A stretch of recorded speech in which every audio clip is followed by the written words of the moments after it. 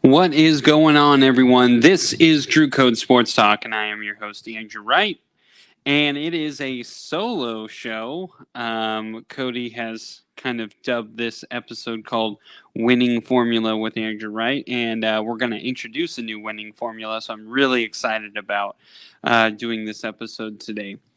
First of all, just wanted to say thank you guys for listening. We always appreciate all the love and support that we have gotten. Excuse me, throughout this time doing this podcast. So, thank you guys very much in advance. First and foremost, I just want to shout out our sponsors that we have. First is going to be fnxfit.com. Where they have great workout gear, great workout supplements. So please go and check them out. And you can use our link that we have on all of our social media sites, even on this episode, in the podcast show when you go view the show, and even on our website. If you use our link, you can get 15% off by using our promo code that we have through our link. So go check that out. Also, shout out to Fanatics, who are great partners. They always have deals. Please use our link, and once you use our link, you will actually help support our podcast. So anything and everything does help, so we always do appreciate that. And then finally, just want to say shout out to SeatGeek, where you can get $20 off of your very first purchase by using our link to sign up for SeatGeek. So if you haven't done that already, please go do that. You can get, that's an easy $20 off of literally, shows you're going to see. I know my wife just got Disney on Ice tickets. So you can use them on that. You can use them really on just about anything, any sporting event, whatever it is. So go check them out. Use our link and you can get $20 off your first purchase by using our code. So thank you guys, and thank you to our sponsors who have been working with us for a while now. So we appreciate that. All right, guys. Well, as you know, I am more of the baseball type of guy, and this episode is mainly going to be baseball. I do have some NFL things I want to get to. Strictly, I want to talk about the Las Vegas Raiders and what's next. And then I'm going to try and introduce something. I don't know if it's going to stick, but I am going to I'm going to have my top 7 picks, and I picked 7 because 5 is always constantly done, and 7 is a number you might remember. But also, that way, if you ever actually do make these bets, you could either end up on top or, if I'm completely wrong, losing. But I have been doing these for a while, and usually I am on top. It's pretty rare that I have a losing record. So let's get going. Let's get started. So first I wanted to talk about the San Francisco Giants, of course. That is my team. Cody and I's team. Big fans of the San Francisco Giants, and they fell short of the postseason this year. And just before the season ended, they ended up firing manager Gabe Kapler. And I did kind of want to address it by saying this.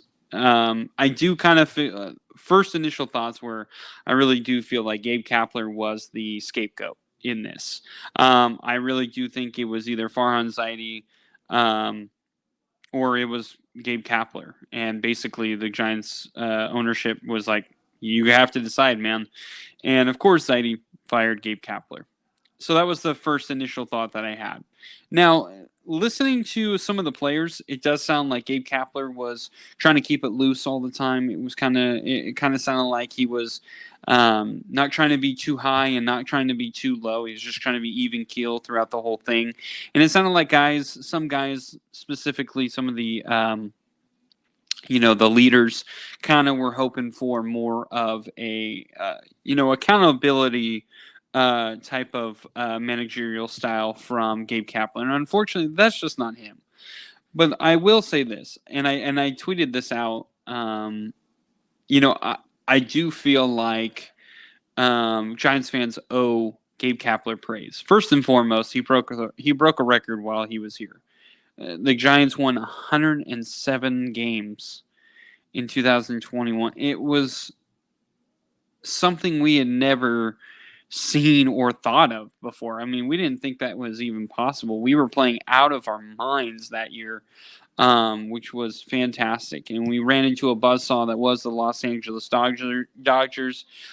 Cody and I were even on here saying probably going to lose. And if we don't lose, if we win that series, then we will end up, losing the next series because it is just going to be a grind of a series that we were going to go in. And we were dead on. I mean, it was absolutely a grind for the Giants and Dodgers. The Dodgers ended up on top, and then they ended up losing the very next series, which was understandable. So Gabe Kapler did that. Gabe Kapler was a fun manager. He was a guy that I actually really, really enjoyed. I know he wasn't the best. Listen, since we've had Gabe Kapler, our defense has gone to the crapper. It hasn't been very good. Gabe Kapler wasn't a huge, motivating type of a guy. He was, like I said, he was more of an even keel type of a guy. He made some bad decisions here and there. I mean, every manager does. I remember watching Bochy, and I was like, dude, what the heck are you doing, man? Why? I remember Bochy's infatuation with Hunter Strickland, and I hated it every time he was thrown out into a game. So, there are just always those guys. The reason I said it, I thought it was a scapegoat mentality, is Gabe Kapler had to do something with nothing. This roster was terrible. We didn't get Aaron Judge like we thought we might. We didn't get Carlos Correa like we thought we might. We didn't even get a chance to talk to Trey Turner. We didn't get Dansby Swanson. There was possibility of us trading for Tim Anderson. We never even did that. I mean, we just literally got no one ever, every single time. And it's not like we didn't have the money for it. It's not like we didn't try. But the issue that is happening is this continues to happen. And it's continuing to happen under Farhan Zaidi. And it's starting to get a little concerning. And I think that's why I say I think it was the scapegoat. I think to save another year for Farhan Zaidi, he had to let go of Gabe Kapler. And I'm pretty sure he didn't want to. I think he wanted to keep him. But I think the owners ended up saying, listen, you're gonna have to do something. We need a change because we need to get some guys into the building. So I posed this question: where do the Giants go from here? First and foremost, this is a really, really unfortunate time that we have to go after a manager and then go into free agency. This is going to be really hard because we have to make a very quick decision on who is going to be our manager, because going into free agency, there are some big names that are available. I'm not going to list all of them, but I'm going to list some of the guys that I do believe could help the Giants right away and guys that I do believe the Giants need to go after. So, first and foremost, you have to get a manager. Hopefully the Padres will be dumb enough to let go of Bob Melvin. I know a lot of Padre fans, are kind of split between that right now. But listening to our good buddies over from the Backseat Podcast, it sounded like they wanted to keep Bob Melvin. And I don't blame him. Bob Melvin is actually a really good manager. What he did in Oakland for years was incredible. All they did was do the same thing over and over again, but yet he got the greatest talent he possibly could out of these guys. And in came Matt Chapman. Now you can say, well, Matt Chapman is an all-star type of a player. You're correct on that, but he wasn't at the time. He had to get molded into that. And I think Bob Melvin helped with that. It also seems like a lot of players like to play for Bob Melvin. I mean, how else can you explain them going to San Diego other than beautiful San Diego? But how else do you explain that all of a sudden everyone wanted to come to the Padres? Fernando Tatis helps with that, but Bob Melvin has to be a big part of that. You can't just want to play with a player and not think about, who's going to be the manager? Because, you could have a player that you want to play with, but be miserable the rest of your time there. No, that doesn't make sense. That's why Juan Soto was happy to stay. That's why Manny Machado went and signed with the Padres.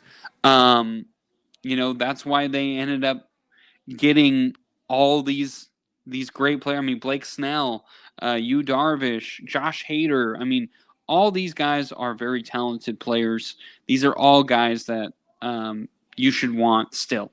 So I think Bob Melvin is the number one target, in my opinion, for the Giants. I know all these Giants fans are saying, well, what about Buster Posey? What about, maybe even Brandon Crawford? Listen, as much as I love Buster Posey, he's never managed before. Yes, he is a former catcher, so he has that experience, of course. But I'm not sure that he's going to want to take a job like that. I don't know if Buster Posey would even want something like that. He seems to be okay with being away from baseball. Now, maybe I'm completely off, and maybe that is a possibility. But I think Bob Melvin would be the go-to man that you'd want to go to first. And then I would say maybe Buster Posey is a second fiddle on that one. Bob Melvin is a guy who's taken a not-so-good roster and turned it into a really good roster and turned it into a postseason-type team. Bob Melvin had a great team in San Diego, but I think there were a lot of issues in San Diego that I don't necessarily believe that really goes onto Bob Melvin. I don't believe that it was his fault. So Bob Melvin to me is the number one guy. He also has that Bay Area connection, so that's also a really good fit. Giants fans love guys who used to be in the Bay Area, left for a while and come back. That's always a great story. Again, I understand Buster Posey would be fantastic to have in the dugout again, but we just don't know. We haven't really heard anything from Buster Posey, so it's kind of hard to be like, oh yeah, let's go after Buster Posey when he may have zero interest in being a manager. So, but the reason I say go after Bob Melvin, and he is a big reason why I want Bob Melvin, is if you get Bob Melvin, there's a real good chance you could actually end up getting Juan Soto. As much as I've been saying this for a long time now, Juan Soto might be an option for the Giants. Now, he's not a free agent, so that is one thing we would have to say. You would have to make a trade, but I think you could entice Juan Soto to want to come to the Giants and play for Bob Melvin again. I think, again, Bob Melvin is a big reason why Juan Soto stayed in San Diego. I don't think it's the only reason, of course, but I do think that is a big option. Now, of course, the big free agent signing that everybody wants to get is Shohei Ohtani. Sorry, that was a long pause. Shohei Ohtani is the one that we want to go after. Shohei is a absolute cannot miss type of a guy. The Giants have to go all out to get Ohtani. And this is the issue of firing your manager and now having to get a manager quickly, because you can't sign Shohei Ohtani and be like, oh, yeah, we'll find someone, don't worry. He doesn't want instability. He's been in instability for a very long time now in Los Angeles with the Angels. So he wants stability, and he wants a guy who has been around the league. Now, I do think Buster Posey actually would be a really good enticing fit for the Giants, as well as to get him to entice Shohei Ohtani to come here, because Buster Posey, a former catcher, knows how to handle pictures like that. But I think Bob Melvin could really also do the same thing. Bob Melvin is always really good with his pictures. He trusts them even when maybe sometimes he shouldn't, but a lot of managers have to go with that, unfortunately. So, of course, those are the two guys that I really want the Giants to go after. Now, Ohtani is going to have to be first priority. But I do think if you go after Soto and you can make a trade for Soto, which I don't know if the Giants really have any capital to get him, to be perfectly honest, but there's always a possibility. You might have to trade like a Kyle Harrison. You might have to trade a guy like, Marco Luciano, which I know the Giants fans would probably cringe at that, but it may have to happen. You could actually give them Joey Bart in that, and I actually think that would solve a lot of issues for the Giants, but also he could end up getting a restart in San Diego, and I think he could hit a lot better in that ballpark, but that's another story for another day. So there would have to be some big names involved in that trade, but again, Shohei Ohtani has to be the number one asset for the Giants. Now, if they don't get these guys, or they only get one, the next guy I would like the Giants to go after, now this isn't in any particular order, but these are guys that I really have my eye on. First and foremost, we don't need a catcher. We're good at catcher. Patrick Bailey is our future. First base, I think Lamont Wade Jr. really showed that he's a really good leadoff hitter, and he can handle first base pretty well. If you wanted to kind of get a right-handed batter for first base, I think Rhys Hoskins is an interesting fit, but for the most part, I just don't think the Giants are going to go after a first baseman this year. Definitely don't need a second baseman. Thairo Estrada has that sealed. Third base is something that I really hope the Giants really look into. Wilmer Flores is fine every now and then. Casey Schmidt was really good defensively, but he can't hit. So we need someone who can hit, but also can really play a good third base. I know Justin Turner, he could opt out. I don't think he will, but you never know. Brian Anderson, he's okay. I'm not really in love with him, so I wouldn't want to go after him. But one guy that I really want to go after is Matt Chapman. Someone we already kind of talked about already. Matt Chapman is a great defensive third baseman, and he also is a pretty good bat. Now, is he going to hit for 300? Probably not. He can have these stretches where he will, but he's a big power hitter, but he also can hit for extra base hits, and that's what we need.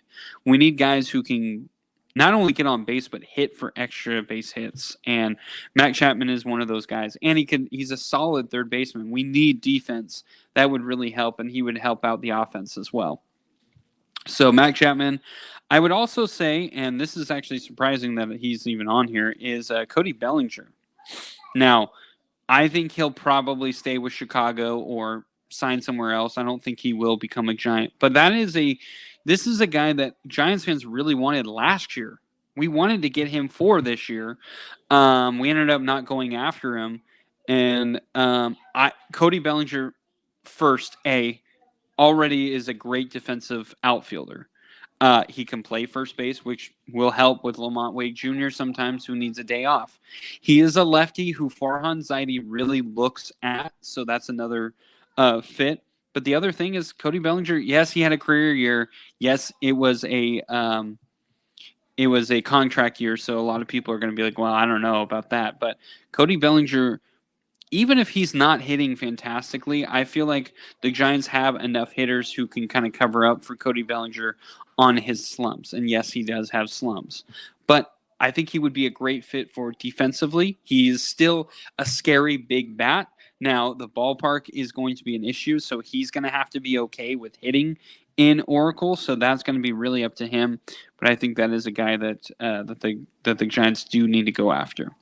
Another guy I did mention on here that I don't think is going to happen at all, I think he's going to stay a Dodger, is J.D. Martinez. I wanted the Giants to go after him this past year. I think J.D. Martinez is really happy with the Dodgers. I think he's going to stay. He's really good friends with Mookie Betts. He knows Kike, so he's got friends there. So he's got some friends already with the Dodgers. Of course, they're all playing with each other, but they've known each other since their Boston days. So I do think JD Martinez will stay, but if he doesn't, that would be a really good bat to have. Now he's going to be strictly a DH, but we kind of had that already this year with Jock Peterson, and I think he would be a really good signing. Someone that the Giants do need is, now this would depend on who our manager is, but Blake Snell. He's a lefty. Farzanite loves big lefties. Blake Snell had a career Cy Young winning year this year.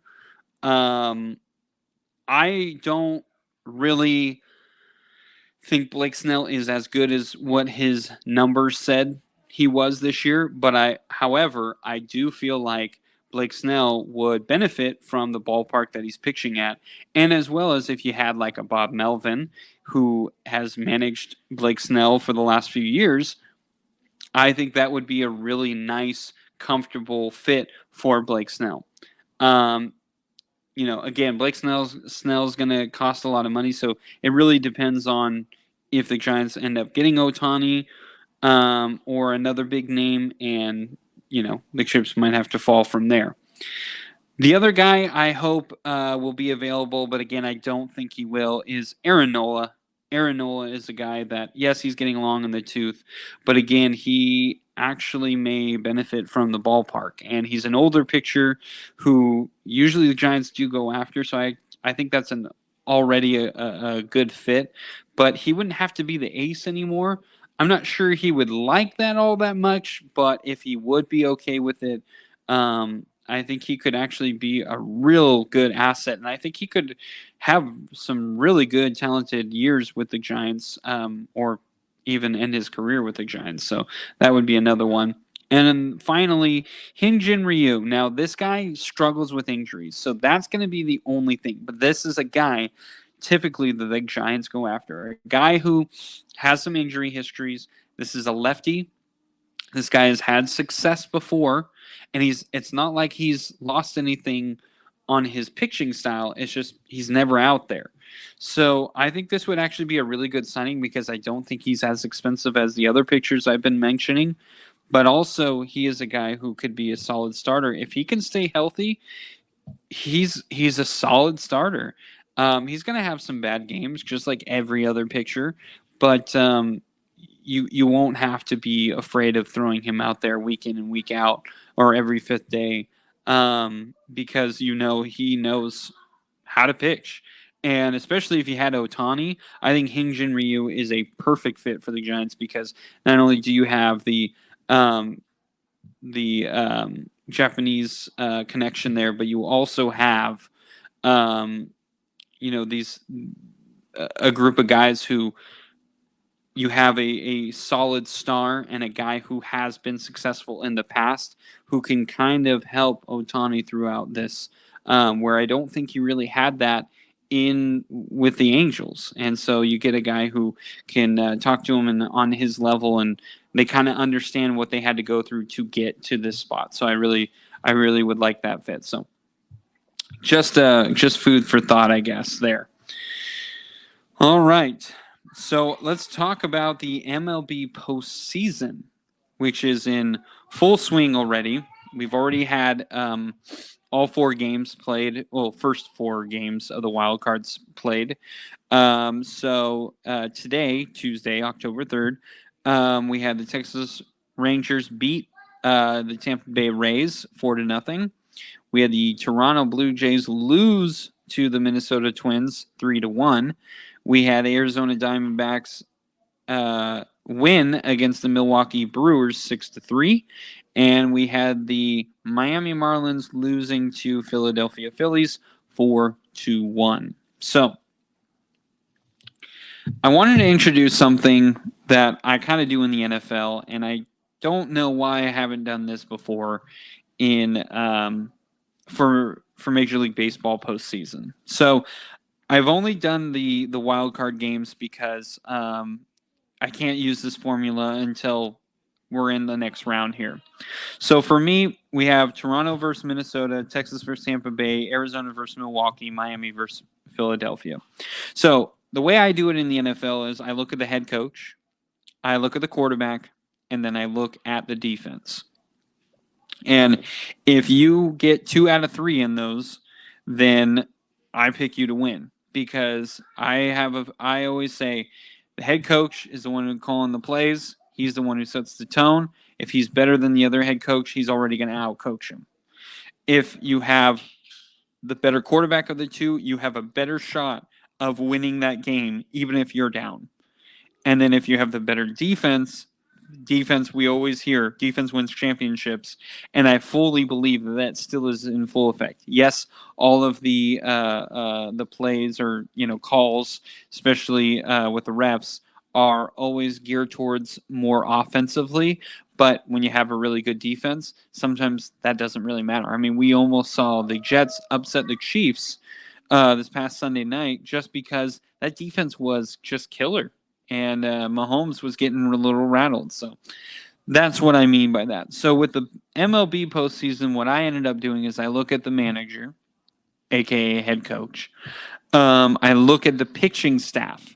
Who do I think is the better pitching staff? And I go from the numbers, not just strictly the guys. And then who has a better defense? Again, I go with the numbers, not necessarily the guys in that statistic, because with baseball it's kind of hard to go through every single guy and be like, okay, this guy's better than this guy. So I went with the team numbers on that. So here we go. First of all, we have, here comes my son. Yes, sir. Oh, thank you very much. That is great. Son made me a Lego.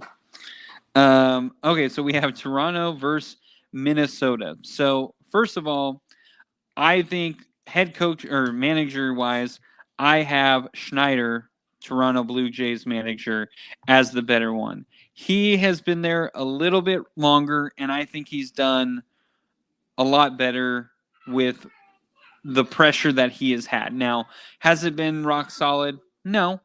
But I think when push came to shove, they really stayed strong. They had a really bad start when Tampa Bay had an extremely great start.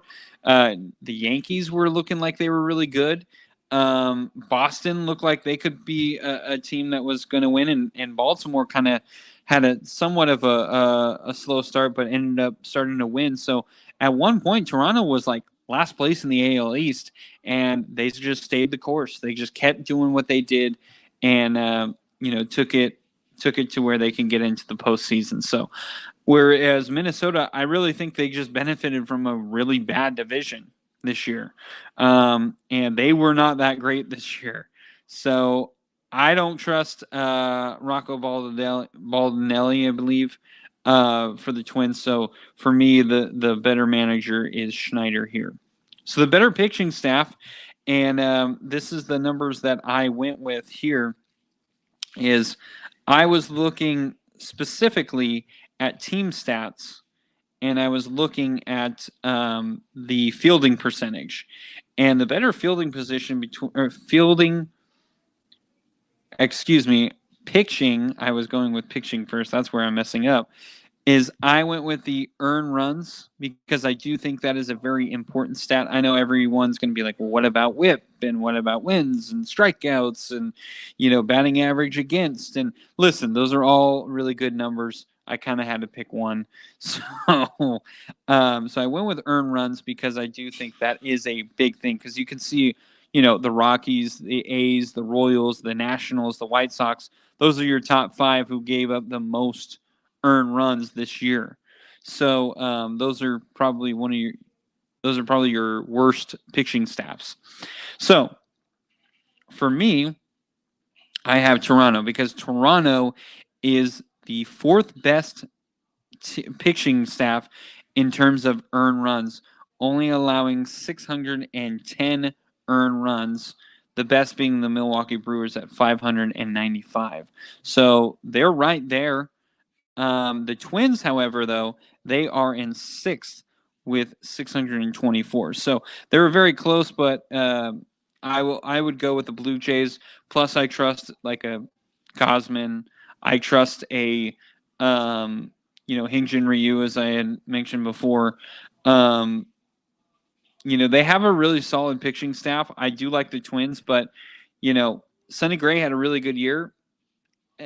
I mean, he's been very inconsistent, and so I just don't really trust him that well. So I definitely pick the Toronto Blue Jays and their pitching staff. So for defense, I looked at the number of the fielding percentage, which is actually going to go to, is actually going to go to the Minnesota Twins. The Minnesota Twins this year were actually fourth in baseball in fielding percentage at .988. They're actually tied with Toronto Blue Jays, but the Twins were just above them, I believe, because they had fewer errors. Yeah, so they had fewer errors as a team. So um, the Twins get the win on that one. The Twins had 66 errors, and the Blue Jays had 71. So that's really the difference for me. So fielding percentage wasn't everything in this one, but I did give it to the Twins. But overall, I think Toronto is going to win this. Yes, I know that Minnesota just won the first game, but I'm going to stick with my winning formula there. All right, second game that we have is the Texas Rangers versus the Tampa Bay Rays. So first I went with the head coach. I got to go with my guy, Bruce Bochy. I think he's a better manager. Now, Tampa Bay had a fantastic year. Don't get me wrong. But here's the thing. Bruce Bochy was consistent throughout the whole year. The Texas Rangers were a strong team all year long. Tampa Bay Rays, yes, they were a strong team. They were this incredible team through the first month and a half, and then they started really pulling back. They had the AL East in hand, and all of a sudden Baltimore was just consistently winning, and Tampa Bay had a really bad stretch, and honestly was not very impressed with Tampa Bay here in September. So that's why I go with Bruce Bochy. He's more of a consistent manager, so I'll pick him there.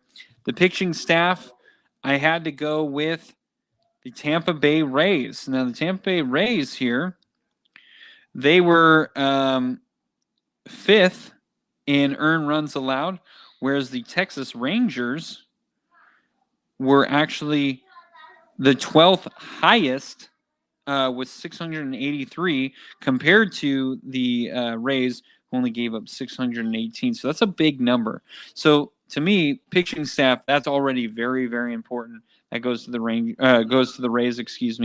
And then defensively, the fielding percentage, the Rangers actually have this one in the bag. The Rangers were actually tied for first place with Arizona Diamondbacks, and the Tampa Bay Rays actually pretty low. No, I'm sorry, not pretty low. I'm looking at the wrong team. That's why they were tied for eighth with a fielding percentage of .987. So not too big of a difference, but in baseball, that actually is a big difference. And the Rangers were the better defense. So I'm picking the Rangers in this one. Again, I know that the Rays won the first game. No, the Rangers did win the first game. I stand corrected. So next game, we have the Arizona Diamondbacks versus the Milwaukee Brewers. This is actually a very interesting one. I really, really thought that there was going to be a possibility that Arizona Diamondbacks were going to pull this one out. But here's the thing. The manager, I went with Milwaukee's Craig Counsell. Craig Counsell not only did a fantastic job with the Brewers all year, where they were tied for eighth in fielding percentage. They had they were the best pitching staff in terms of earned runs as a group, and you have a dominant pitcher in Corbin Burns, who no one was really talking about the Brewers. I mean, we're all talking about the Braves, and we're talking about how spectacular Tampa Bay was for a while, and can Miami make it, and Philadelphia making it, and we really didn't talk about the Milwaukee Brewers. They were just a shoo-in almost all year long, and they were very dominant this year, and their pitching really came alive this year. So I got to give the manager edge to Craig Counsell, the manager for the Brewers. Then with the pitching staff, as I kind of already mentioned, the Milwaukee Brewers. They are number one in terms of giving up earned runs. They have the fewest with 595. And you kind of look at Arizona Diamondbacks there. They're actually 11th most allowed earned runs with 714. That is over 100 runs more given up than the Brewers had. So to me, that's a significant number. The defense, though, however, it goes to the Diamondbacks. The Diamondbacks had the best fielding percentage, tied with the Texas Rangers this year. That's incredible. And now I said Milwaukee was tied for 8th, so it's not all bad for Milwaukee.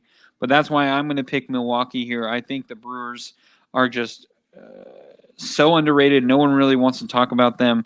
And I kind of feel like they have a pitching staff that can kind of manage the Atlanta Braves. So I think the Brewers could possibly go fairly or pretty far into this postseason if we're not careful. So watch out for the Brewers there. And then finally, we have the Miami Marlins versus the Philadelphia Phillies. So for the manager, I went with Phillies Thompson. Now, Thompson, I felt like did a great job. The Phillies really had a poor start, and I really like what he did with Trey Turner. I think Trey Turner had a really rough start to the year. The whole team really did, but for some reason, he made the smart decision of, we want Bryce Harper in the lineup as soon as possible. How do we get him in there? They said, play him at first base. And they go, all right, we're doing that. And it worked out wonderfully for them. So you got to give it to Thompson for making those moves. And the pitching staff actually, I think, had a really good year. And like I said, what they did with Trey Turner was really inspiring. So the pitching staff, I actually got to go with the Phillies again.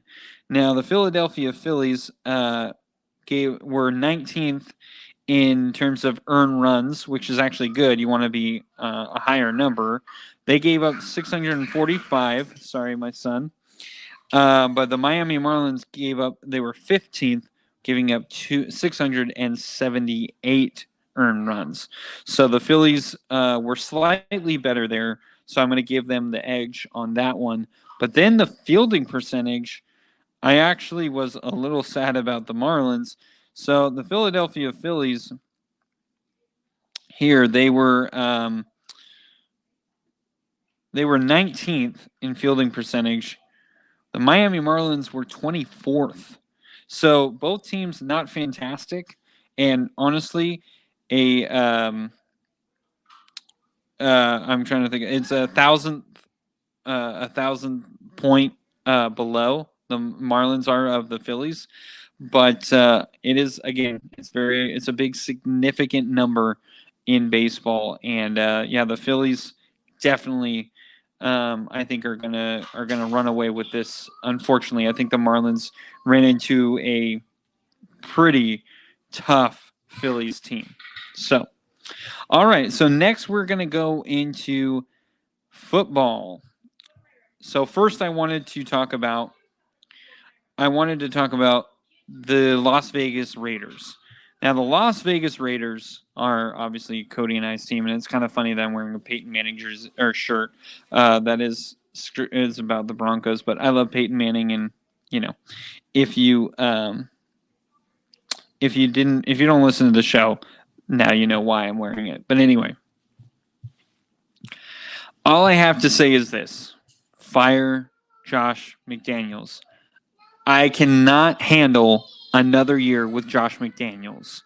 Josh McDaniels is showing that he is probably the worst, at least one of the worst coaches in the NFL this year, and maybe of all time. He's been awful. He has been awful. There was a time I was telling Cody where we should have gone for a field goal when we were down 24-17. We went for it on a fourth down. And it was when we still had a lot of time left.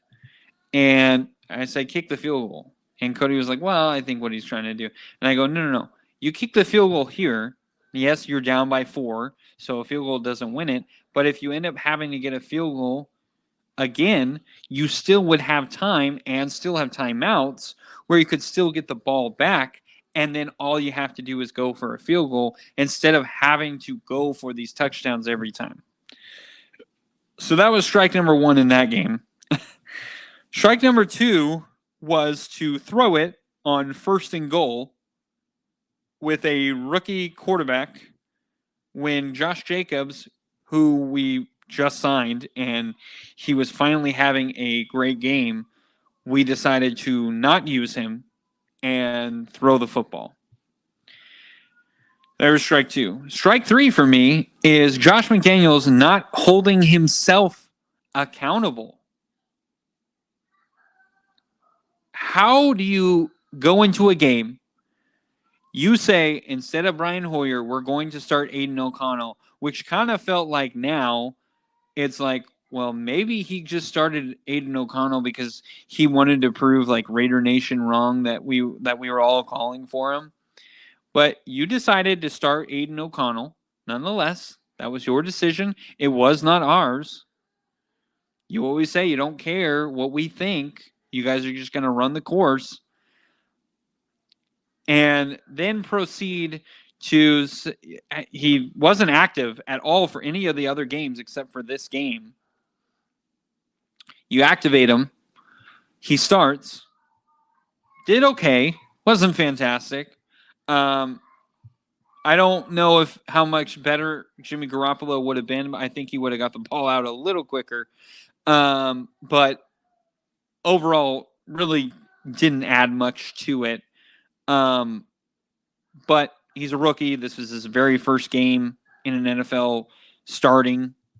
And you proceed to blame him. Wild. I mean, strange behavior. I don't understand it. It makes 0 sense. And you don't even have the balls to say, I made some mistakes. Should have done this, should have done that. I felt like Aiden did, he did what we needed him to do. Of course, made some bad reads. We're going to have to go in the film, No. Proceeded to blame Aiden O'Connell for the loss. And I know there are some people out there who are going, well, okay, is he wrong? Yes, he's wrong. First of all, the defense gave up some big-time plays when we needed to, so you can blame the defense. You could blame Josh McDaniels for some play calls. You could look at some penalties that wasn't on Aiden O'Connell. And for you to say that you're the leader of the team, you're the head coach of the team, you can't even hold yourself liable? I don't know. I don't get it. Andy Reid goes on the podium and he'll say after a loss, yeah, I missed this. I missed this play call. I was trying to get this going, and it just obviously didn't work. We'll go back to the film. We'll correct it, and we'll get better. I see even Bill Belichick. Yeah, we just weren't that good today. We're gonna have to look at inward and make sure that we get better this week. But we just didn't play well. Doesn't blame anyone. Doesn't call anyone out. Never did that. That's Josh McDaniels. Can't blame Belichick. Can't say he does that. He never even blamed Brady half the time. He never did that. And if he did, he blamed other people too. So all I'm saying is you need to be holding yourself accountable if you want people to respect you. If you want to hold other people accountable, you also have to hold yourself accountable. And if you don't do that, you are going to lose the locker room. And to me, in that game, you lost the locker room. So here's something that I have an issue with Josh McDaniels as well. Josh McDaniels took a playoff team that didn't have Devontae Adams. Probably a worse defense. I think this defense has actually been pretty solid. Not great, but I think their tackling has been better. Other than this past game, they were really bad. But I think overall, you could look at that and go, yeah, I think their tackling has been better. Took a playoff team, Derek Carr, Josh Jacobs. We had Henry Ruggs at the time, of course. Nelson Aguilar, Zay Jones. And we were a playoff team. Darren Waller, Hunter Renfrow. You know the guys. And in comes Josh McDaniels. Adds Devontae Adams. Got some defensive players that we kind of liked. And you made them lose. You made them lose. What? And what is with the play calling that apparently Hunter Renfrow doesn't exist anymore? I don't know why McDaniels hates Hunter Renfrow. Hunter Renfrow was solid for us for the years he was playing with us. He was our go-to guy on third down. And the reason I don't say it's on Carr or on Jimmy Garoppolo, because we've had 2 years of this now where, well, Renfrow was hurt most of the year last year, but when he did play, it was never thrown to him. And I was like, I don't know what's going on with Carr. But now Jimmy Garoppolo is doing the same thing. We never throw it to Renfrow. And even Aiden O'Connell, I think he had one throw to Hunter. I don't know what's going on. I don't get it. I don't get how you take a team who is a playoff team who had worse players, didn't have the best receiver in the NFL, and you can't win. I would say even the offensive line is better. The run blocking has been worse, but the pass blocking has been a lot better this year. I don't get it. I don't get how you can't win games. Your only win is against the Denver Broncos, and it was by a point. I don't get it, man. I don't understand how you get a guy in Rich Bisaccia, a special teams coach, never smelled a head coaching job, never smelled offense, never smelled defense, was strictly special teams his entire career. Took Derek Carr, Darren Waller, Hunter Renfrow, Josh Jacobs, took him to the well, I wouldn't say the promised land, but took him to the playoffs. Faced a Bengals team that was really, really good. Was tough to stop, and we were a touchdown away. It was a 4th and goal play, and Derek Carr had nowhere else to throw. Had to try and fit it into a spot, and unfortunately was picked off. It was a 4th and goal. It was going to be a turnover on downs if we didn't throw it. And you took that team, and he got them into the playoffs. Josh McDaniels literally took that same exact team and made them lose. Only had 6 wins last year, and I'm not sure they can get that this year. I don't get it. And now Rich Eisen has been saying what he has heard is Josh McDaniels did not like Derek Carr, did not want Derek Carr. That's obviously why he got rid of him. And also, he didn't like Josh Jacobs. But I think it was going to piss off the fan base too much where he couldn't. He already traded Darren Waller at that point. He had to sign Josh Jacobs. The fans could not handle if we couldn't sign Josh Jacobs.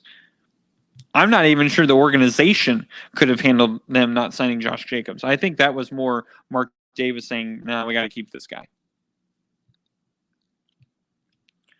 So the only thing I can hope for with the Raiders now on is we're hoping for Caleb Williams, and that's sad. That's sad.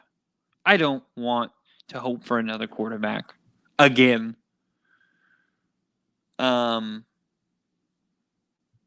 McDaniels has proven he's a terrible head coach.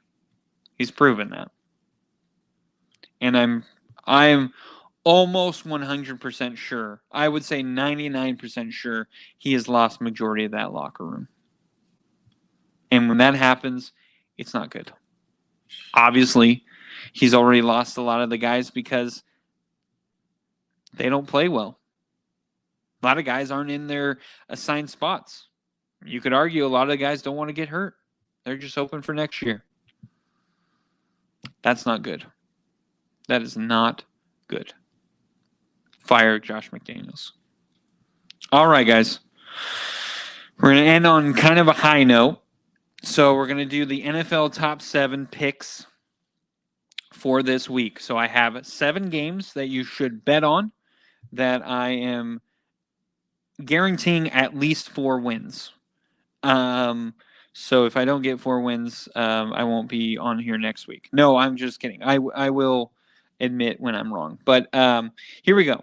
So the first game that I chose is the Texans at the Falcons, and the Falcons are favored at 1.5. Again, these are ESPN spreads, so I don't know exactly where they get them from, but I'm just going off of that. I would take the Texans outright. The Falcons look horrible. I don't know how they're favored in anything.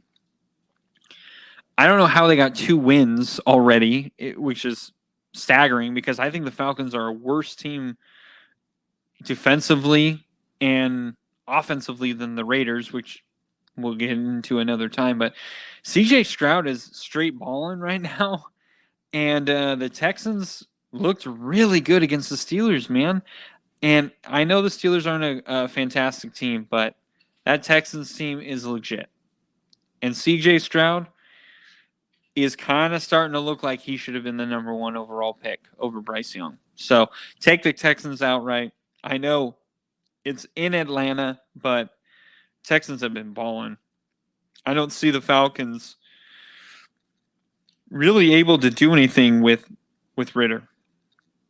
All right, the second game I have is the Giants at the Dolphins. The Dolphins are the 9.5 favorite. Now, that is a huge number, but I'm telling you right now, take the Dolphins in the over. The Dolphins got embarrassed by Buffalo. And yes, they scored 20 points, but they were absolutely stripped down by the Buffalo Bills, specifically in the second half.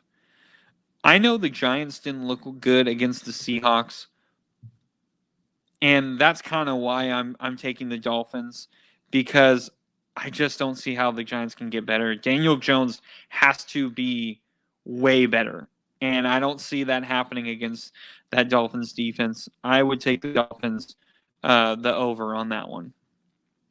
The next game I wanted to put out is the Saints at the Patriots. Patriots are the favorite for 1.5. I really like the Saints. I think they're a really good team this year. I think the Derek Carr injury is actually bugging him more than what he's probably letting on. And so I'm actually going to pick the Patriots. Not only did the Patriots get absolutely dismantled by the Cowboys last week, but the Saints lost to a Titans team that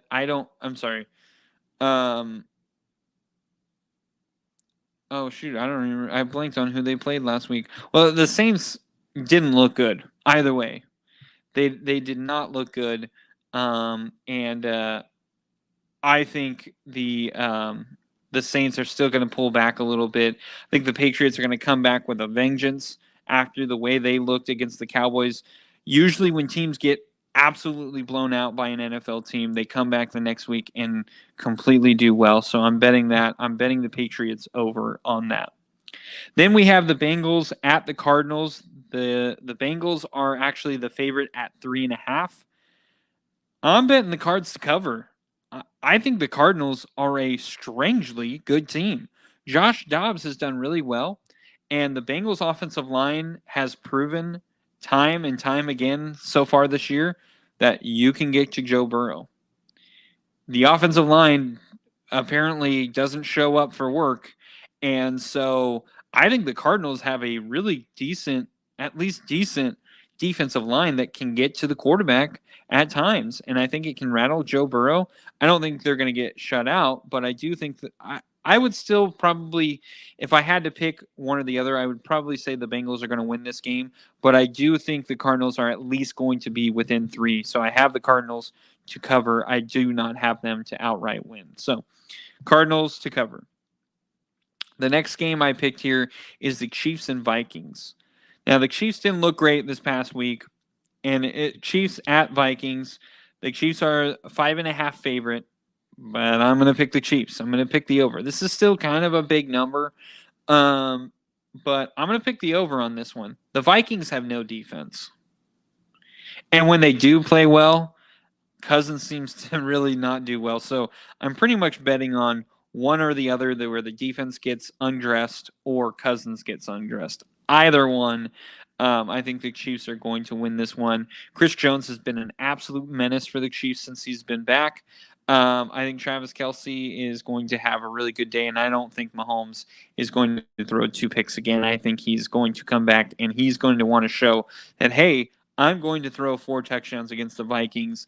And although the Vikings still have a very good offense, that offensive line is not great, and I think Chris Jones is at least going to get a sack. So if you also are betting on sacks, I would bet the over on sacks for Chris Jones if it's at 0.5. If it's at 1 or if it's at 1.5, I'm not sure I would go that far.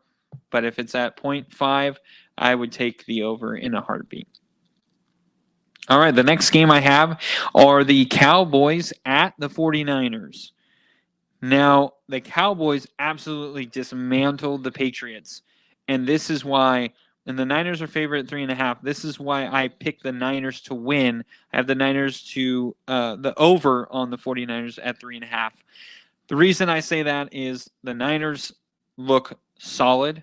The Cowboys don't really do well against teams who are aggressive, like the Cardinals were, and that's why they lost. The 49ers are an aggressive team. And I think the Cowboys are really going to miss Trayvon Diggs in this game. Not having him, I think that's going to be a real detriment to them. And I do also think that the 49ers are a just solid team all around. And I think they're going to get to Dak Prescott pretty quickly. And I think that's going to rattle him, and they're going to end up losing this game. So, plus, they just got off of a huge win. Usually when teams do that, they kind of pull back a little bit. And then when you have to face a 49er defense like that, it's just a foregone conclusion that the Niners will win that game. So the seventh and final game is the Packers at the Raiders. The Packers are the 1.5 favorite. I would take the Packers over. The Raiders look terrible. The defense is terrible. The offense is terrible. It doesn't matter who's at quarterback, Jimmy Garoppolo, Aiden O'Connell. I really don't care anymore. It's going to look basically the same. I would say Garoppolo probably runs a little bit more. But listen, Jordan Love has looked good. And that Packers defense is actually pretty good. And I think they're going to make Aiden O'Connell and or Jimmy Garoppolo really struggle. And I don't see how the Raiders can win this game. I just feel like the Packers are just the better team, and I don't think the Raiders are barely going to lose. I think they're going to at least lose by a touchdown or a field goal, where we're going to be like, well, why didn't you just kick the field goal where you just went for the touchdown and we could have just tied it? And McDaniels is going to be like, well, touchdown wins the game. Yes, we all know that, but sometimes you can't get a touchdown.